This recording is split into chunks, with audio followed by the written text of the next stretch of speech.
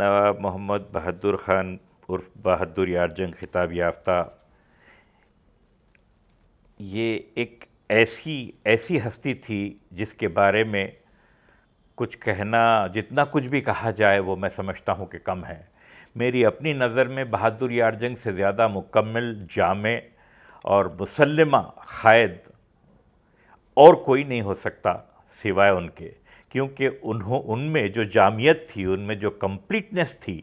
وہ کمپلیٹنس کا مقابلہ کرنا شاید ہی کسی اور قائد کے لیے ممکن ہو۔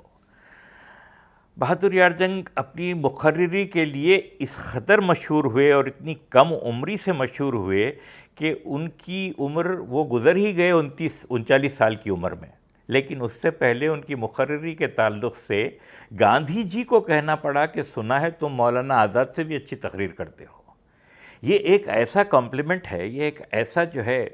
کمپلیمنٹ ہے ان کے لیے کہ جس کی مثال ملنا مشکل ہے، اور یہ بات بالکل حقیقت ہے، کیونکہ ان کی تقریر کی تعریف جو ہے سروجنی نائیڈو سے لے کے مولانا مودودی تک نے جو ہے کی، بڑے بڑے مقررین اس زمانے کے، وہ ان کی تقریر کا لوہا اس قدر مانتے تھے کہ جناح جیسے آدمی کو ان کی باقاعدہ طور پر جو ہے خدمات لینی پڑیں اپنے الیکشن کیمپیننگ میں، بالخصوص نارتھ ویسٹ فرونٹیئر پروونس میں جو الیکشنز ہو رہے تھے ان الیکشنز میں ان کی خدمات لینی پڑی، اور جنہاں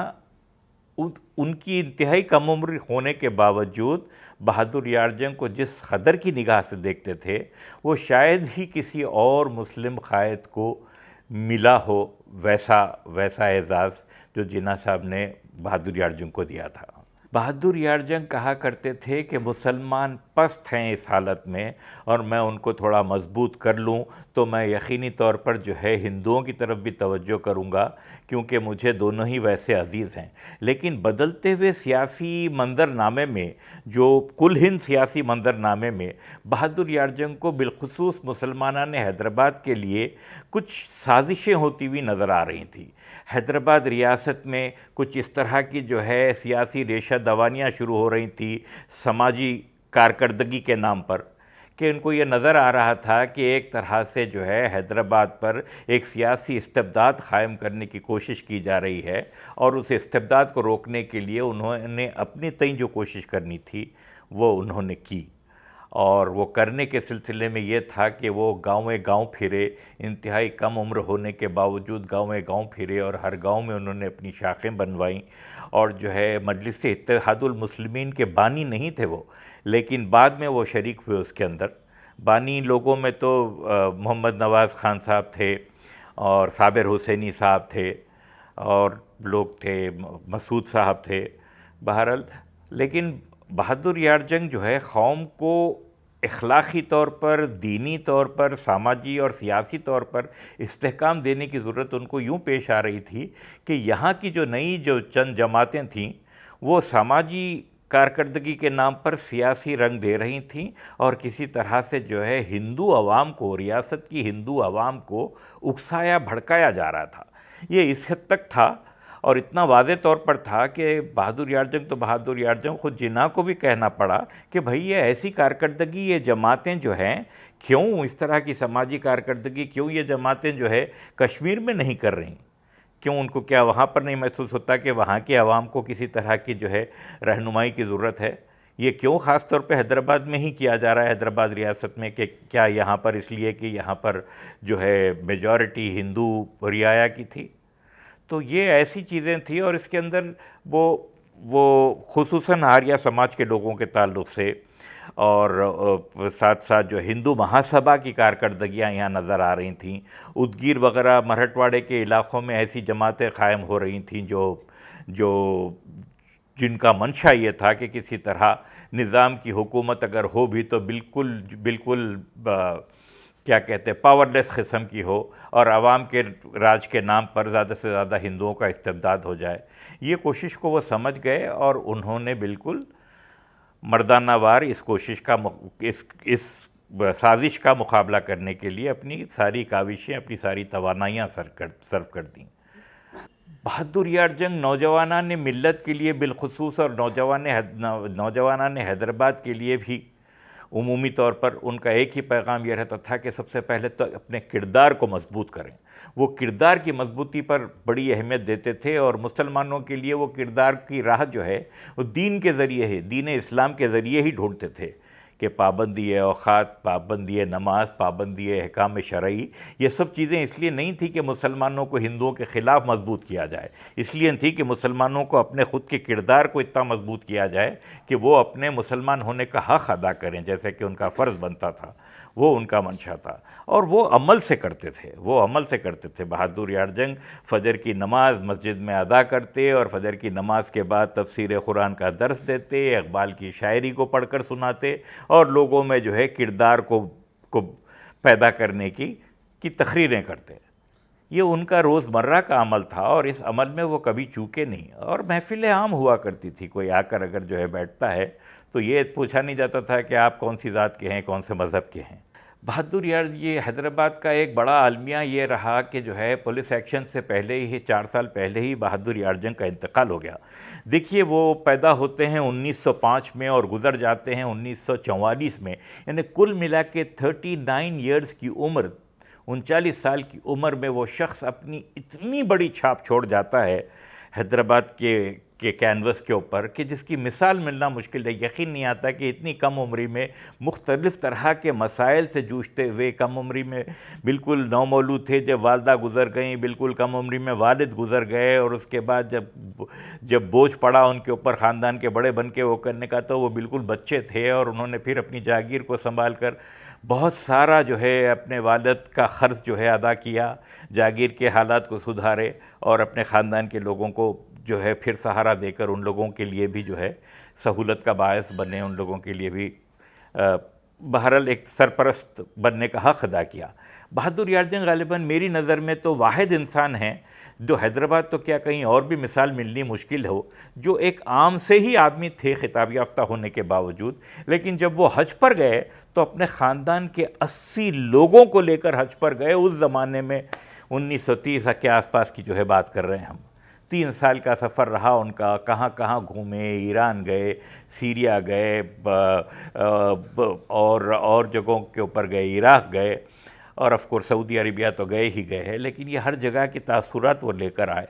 اور انہوں نے آ کر اپنی تقاریر میں وہاں کے سارے واقعات، حالات وغیرہ سب بتا کر ایک طرح سے قوم کو، عوام کو مطلع ہی کیا کہ کیسے حالات ہیں۔ آپ سوچئے کہ بہادر یار جنگ 1930 کے دہے میں بولتے ہیں کہ پاکستان بنانا اتنا مشکل نہیں ہے، 1930 کی بات نہیں ہے، اس کے ذرا بعد کی بات ہے۔ انہوں نے یہ بات جو ہے لاہور کے شاید سیشن میں کہی تھی اور جناح صاحب کے سامنے کہی تھی کہ پاکستان بنانا اتنا مشکل نہیں ہے جتنا پاکستان کو پاکستان بنانا ہے۔ آپ بات پہ غور کیجئے کہ کیا جملہ ہے یہ، کیسا جملہ ہے، کتنا دوربین، کیسا دور رس جملہ ہے یہ، کیسی فکر ہے ان کی۔ پاکستان بنانا مشکل نہیں، لیکن پاکستان کو پاکستان بنانا جو ہے بڑا کام رہے گا۔ اور پھر وہ بے انتہا عقیدت رکھتے تھے محمد علی جناح سے، محمد علی جناح ان سے بے انتہا محبت کرتے تھے، مگر اس کے باوجود جب ان کو ضرورت پڑی اختلاف کرنے کی تو محمد علی جناح سے بھی انہوں نے بڑے کھرے الفاظ میں واضح کیا اپنے ذہن کو کہ صاحب جو ہے میرا ذہن ایسا ہے، میں اس طرح دیکھتا ہوں پاکستان کو، جس کے اندر لوگوں میں کردار ہوگا، جو شرعی قانون لاگو ہوگا، جو بینکنگ کو عوام کے لیے استعمال ہوگا اور شرعی طور پر چیزیں ہوں گی۔ یعنی کہنے کا مطلب یہ تھا ان کا کہ یہ جو ویسٹرن ایجوکیشن ہے اس سے دامن چھوٹا ہوا رہ کر جو ہے ہم کو کوشش کرنی چاہیے کہ ایک نیا معاشرہ ترتیب دیں جس کی رہنمائی شریعت کے ذریعے ہو۔ بہادر یار جنگ کے تعلق سے میں میسیج اگر آپ دینا چاہوں تو سب سے پہلے یہ بولوں گا کہ ان کے ویسی جامع شخصیت بنے۔ وہ ایک بہترین عالم تھے،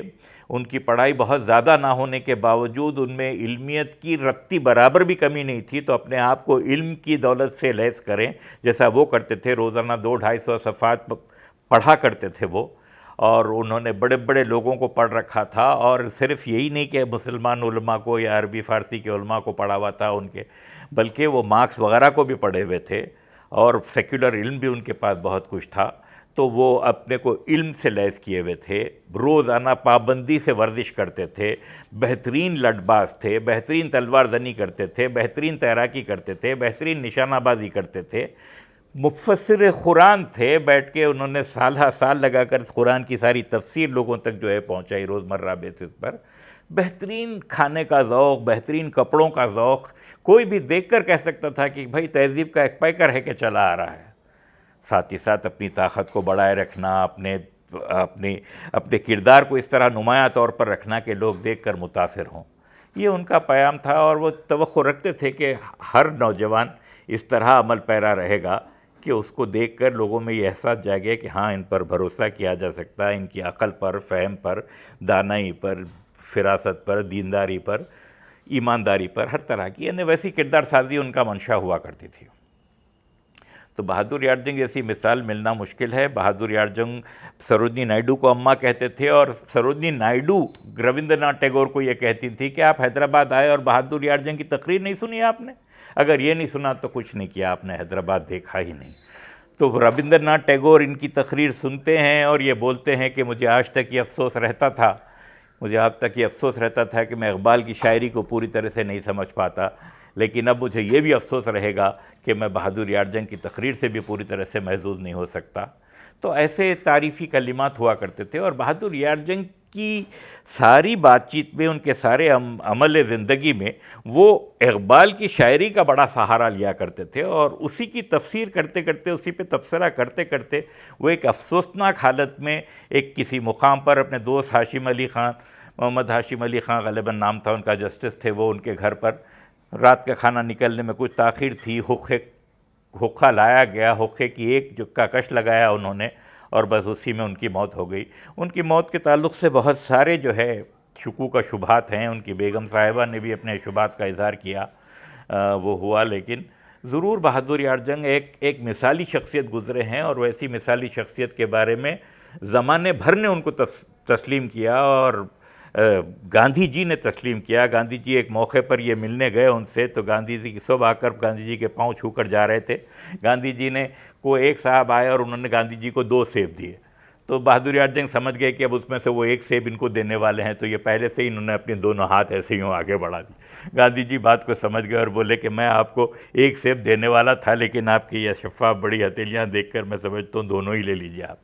تو بہادر یار جنگ گاندھی جی جیسی شخصیت سے کہتے ہیں کہ آپ نے اتنا دل بڑا کیا ہے، تو میں سمجھتا ہوں ہمیں بھی کشادہ دلی سے کام لینا چاہیے، آئیے آدھا آدھا بانٹ لیتے ہیں۔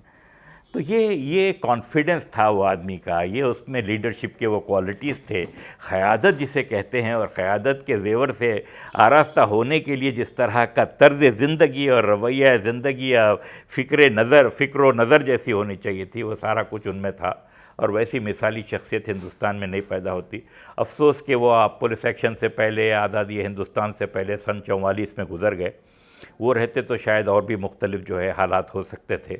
بہرحال وہ بڑی پریگمیٹک شخصیت تھے، اور بڑی کھری اور ایماندار شخصیت تھی ان کی۔